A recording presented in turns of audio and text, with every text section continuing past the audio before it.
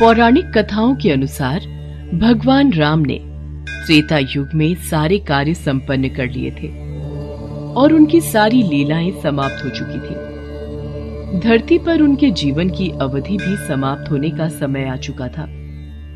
लेकिन समय समाप्त होने के बाद भी मृत्यु के देवता यमराज भगवान राम के समीप उनके प्राण हरने नहीं आ पा रहे थे, क्योंकि रामदूत हनुमान भगवान राम के प्राण रक्षक थे, जो स्वयं महाकाल का एक रूप है और महाकाल से उनके आराध्य भगवान राम के प्राण छीनने की हिम्मत ना तो किसी काल में थी और ना ही किसी अन्य देवता में। काल चक्र और समय चक्र को आगे बढ़ाने के लिए भगवान राम की मृत्यु होना जरूरी था। ऐसे में भगवान राम ने एक उपाय निकाला और अपनी एक अंगूठी महल के किसी छेद में गिरा दी और हनुमान जी से बोले, हनुमान, मेरी प्रिय अंगूठी धरती में वहां उस छेद में चली गई है। क्या तुम पाताल लोक से मेरी अंगूठी ढूंढ कर ला सकते हो? प्रभु, बस इतनी सी बात। मैं अभी जाता हूं और शीघ्र ही आपकी अंगूठी लेकर आता हूं। हनुमान जी अंगूठी ढूंढने पाताल लोक में चले गए। वो अंगूठी को पकड़ने जाते और वो और नीचे चली जाती। हनुमान जी पाताल लोक में पहुंचे। वहां वो नागों के राजा नागराज से मिले। नागराज ने उन्हें अंगूठियों से भरा एक कक्ष दिखाया। इस कक्ष में बहुत सारी अंगूठी रखी हुई हैं। आप प्रभु राम की अंगूठी ढूंढ सकते हैं। यहाँ तो बहुत सी अंगूठियां पड़ी हैं। इनमें से प्रभु राम की कौन सी है, ये मुझे देखना होगा। राम जी की युक्ति काम आ गई। हनुमान जी अंगूठी ढूंढने लगे। इसमें उन्हें काफी समय लग गया। हनुमान जी को अयोध्या में न देखकर यमराज ने अयोध्या में प्रवेश किया और वे एक संत का रूप धारण कर भगवान राम जी के महल में पहुंच गए।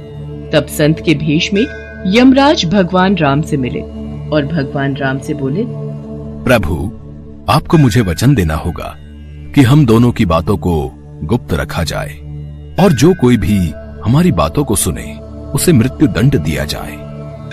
आप निश्चिंत रहिए, मैं इसी क्षण सभी द्वारपालों को बाहर भेज देता हूँ। राम जी ने लक्ष्मण को बुलाया और उनसे कहा, लक्ष्मण, ये मुनिवर मेरे साथ कुछ गंभीर वार्तालाप करना चाहते हैं। तब तक तुम द्वार पर ही पहरा देना और कोई भी अंदर न आने पाए, इस बात का ख्याल रखना, वरना तुम मृत्यु दंड को प्राप्त हो जाओगे। जो आज्ञा भैया, मैं आपके आदेश का पालन करूंगा।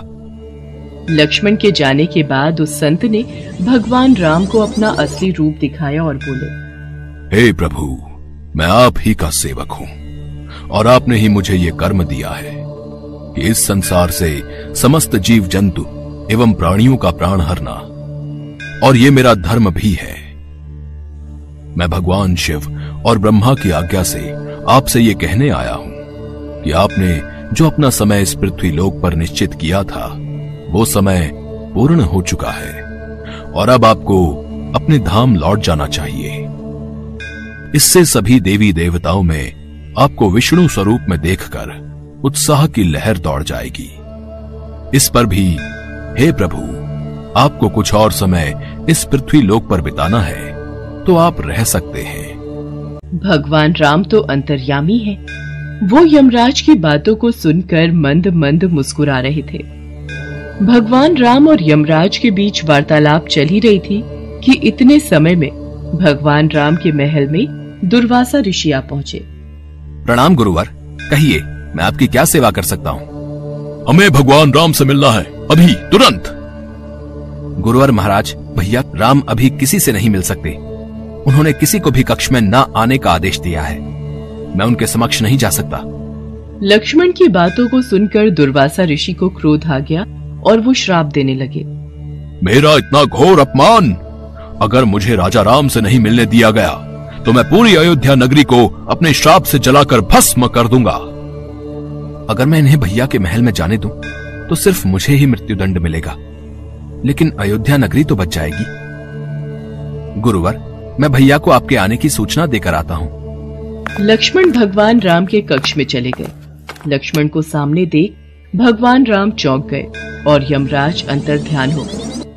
राम जी दुखी हुए कि एक राजा होने के नाते उन्हें लक्ष्मण को मृत्यु दंड देना होगा। राम जी ने अपने कुलगुरु से इस विषय में वार्तालाप किया।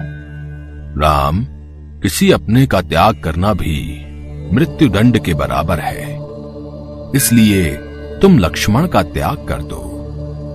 लक्ष्मण ने गुरुदेव और राम जी के बीच हुआ वार्तालाप सुन लिया और वे श्री राम से बोले, भैया, आप मेरा त्याग मत करना, मैं ये सहन नहीं कर पाऊंगा। आपके वचन का पालन करते हुए मैं स्वयं ही अपने शरीर का त्याग कर दूंगा। लक्ष्मण ने अपने भ्राता श्री राम का वचन निभाने के लिए अयोध्या की सरयू नदी में समाधि लेकर शेषनाग का रूप ले लिया और फिर भगवान विष्णु के निवास स्थान क्षीर सागर में जाकर उत्पन्न हो गए। उसके बाद भगवान राम भी लक्ष्मण के वियोग में थे। उन्होंने भी सरयू नदी में जाकर जल समाधि ले ली और अपने परम धाम को चले गए। उसके पश्चात हनुमान जी जब अंगूठी लेकर वापस लौटे तो प्रभु राम को महल में ना पाकर हनुमान जी बहुत दुखी हुए। प्रभु, आपने जानबूझकर मुझे पाताल लोक में भेजा था ताकि मैं आपको रोक ना सकूं।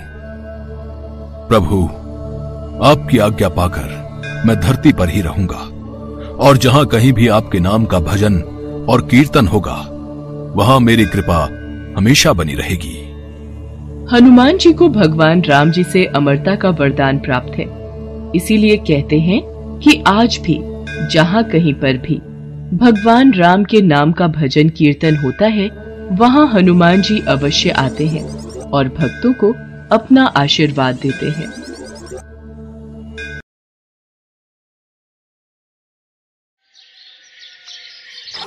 एक बार भगवान विष्णु क्षीर सागर में शेषनाग पर विश्राम कर रहे थे। देवी लक्ष्मी उनके सम्मुख ही विराजमान थी। तभी ब्रह्मा जी के साथ अन्य देवता उनके समक्ष पधारे।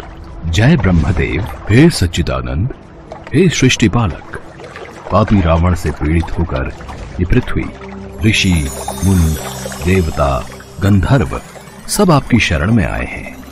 इनकी रक्षा कीजिए भगवान। रक्षा कीजिए प्रभु, हमारी रक्षा कीजिए। रक्षा कीजिए प्रभु, हमारी रक्षा कीजिए। पृथ्वी पर सत्य का नाश हो रहा है प्रभु। पृथ्वी पर पाप की शक्तियां बढ़ रही हैं।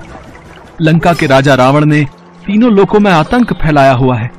देव, दानव, मनुष्य कोई उस पापी रावण के सामने टिक नहीं पाता, क्योंकि स्वयं ब्रह्मा और महादेव ने रावण को वरदान दिया है कि रावण की मृत्यु देव, दानव, नाग, किन्नर किसी के हाथों नहीं हो सकती।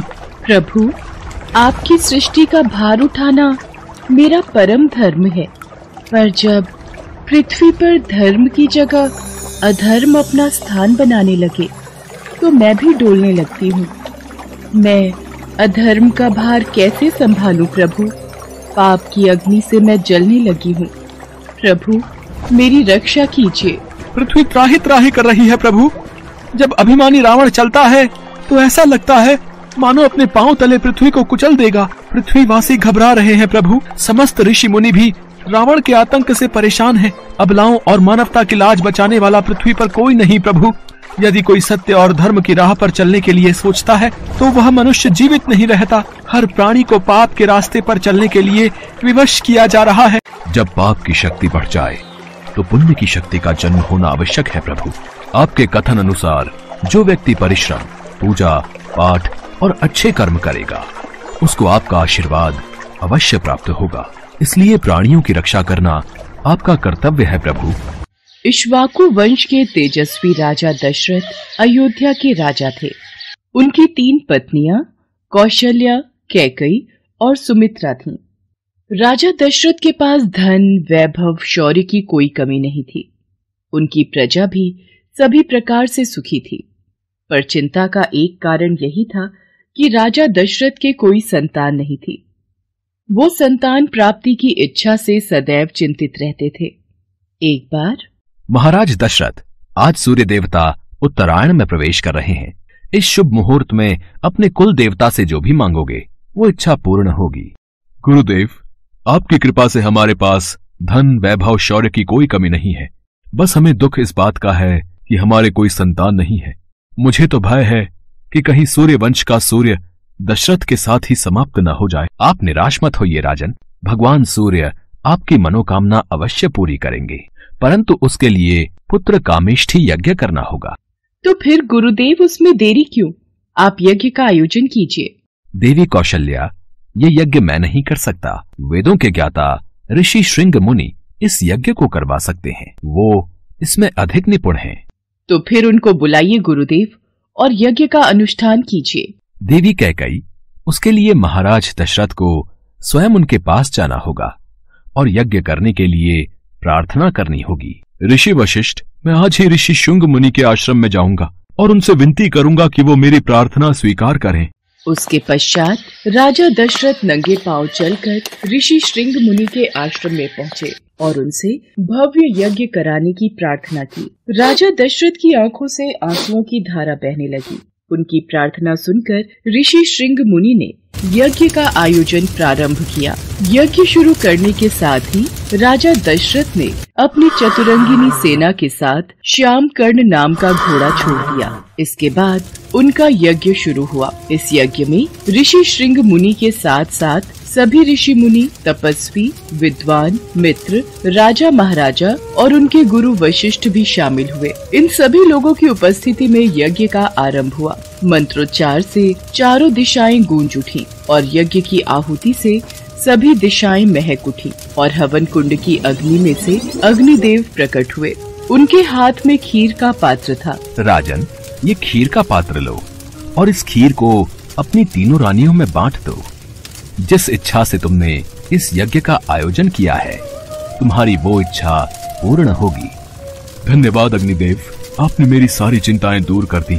आपकी जय हो अग्निदेव।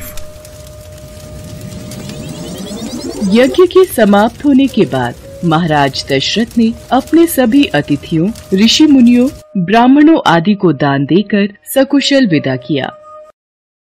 कौशल्या, ये खीर का पहला भाग मैं तुम्हें देता हूँ, इसे ग्रहण करो। कैकेयी, ये खीर का दूसरा भाग हम तुम्हें देते हैं। ये लो सुमित्रा, खीर का तीसरा भाग तुम खाओ। सुमित्रा, तुम सबसे छोटी हो, इसलिए पहले मेरी इस खीर का थोड़ा हिस्सा तुम खाओ। आपने सही कहा दीदी, फिर तो मेरी खीर का भी कुछ भाग मैं सुमित्रा को देती हूँ।